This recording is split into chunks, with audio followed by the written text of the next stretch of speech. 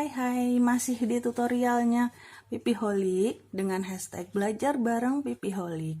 Masih ngobrolin soal ring. Kemarin saya sudah ngobrolin soal ring dan ring single, ring double, sama cara membuka dan menutup. Sekarang kita membahas tentang membuat ring 8. Nah, karena bentuknya seperti 8, maka saya nyebutnya ring 8.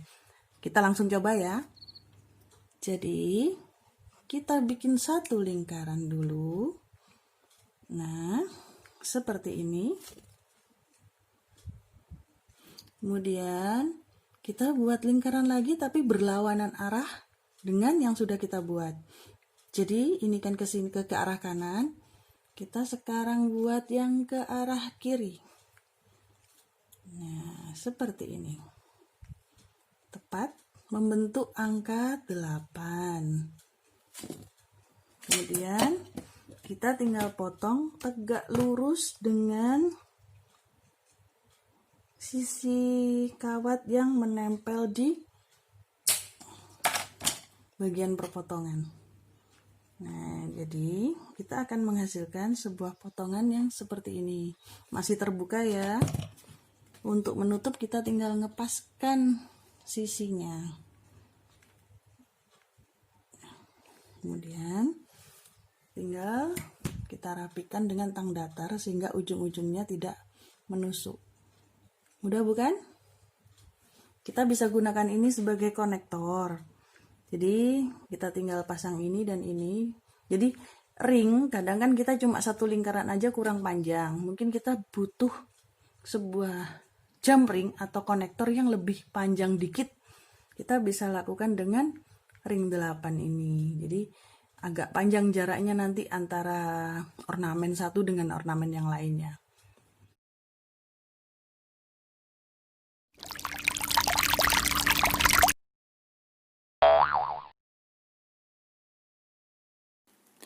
Oke guys, selanjutnya kita bikin spacer ring 8. Nah, aku nyebutnya spacer plinter ya, biar lebih mudah untuk kita mendefinisikan aja.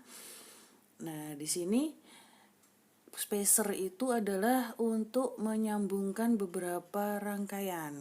Nah, biasanya di meronce ya, biasanya untuk sambung menyambung, biasanya kita membutuhkan semacam konektor atau sambungan dari bit satu ke bit yang lain atau dari ornamen satu ke ornamen yang lain. Nah, kali ini saya membuat spacer bentuk 8 tapi yang tengahnya ada lilitannya. Agak susah ya, karena biasanya spacer ini kan dibikin dari kawat yang agak tebal, biasanya ukuran 8 atau ukuran 9 mm atau ukuran 1 mm. Nah, jadi dia keras. Lumayan keras untuk membuat sesuatu yang kecil. Jadi mungkin sedikit dibutuhkan tenaga jadi untuk menghasilkan hasil yang cukup bagus. Mungkin bisa detailnya bisa dilihat di video ya sambil kita ngobrol. Sekalian menginformasikan ya guys, kalau di Pipiholik Art juga ada beberapa program yaitu kelas online atau WSO atau workshop online yang biasanya diadakan via WhatsApp atau Facebook. Jadi mungkin bagi kalian yang pengen belajar lebih dalam lagi tentang wire jewelry, bisa kepoin di Instagram pipiholikart.id.